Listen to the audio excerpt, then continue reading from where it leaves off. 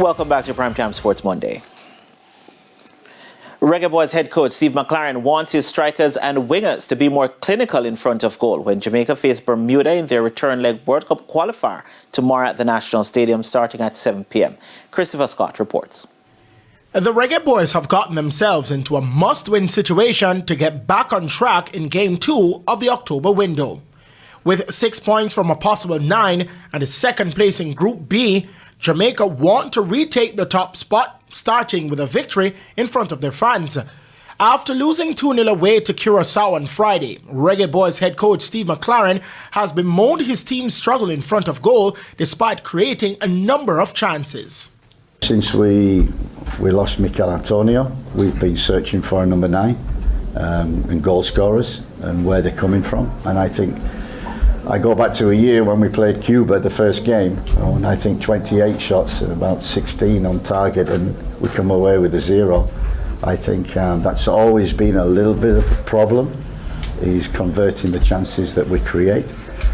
So we need to be more clinical and finding that. However, McClaren is pleased with the team's overall performances and dominance in possession, but wants to see more goals from open play to complement their strength from set pieces. You know, we scored a lot of goals, I think, from set plays also, which has helped us. But we're looking for that clinical finish to what is. We dominated the game. We dominated the ball. We created chances, good chances. As long as we keep doing that, and the performance is at a level, I'm happy with that. And with Bermuda yet to gain a point in the final round of CONCACAF World Cup qualifiers, Captain Andre Blake knows they cannot afford another slip-up, and victory is the only result that Jamaica should strive for. We have enough experience in the room to know that, you're going to lose a game. At some point you're going to lose a game. And it's always about reacting, and great teams, great players find a way to react, and we're all, very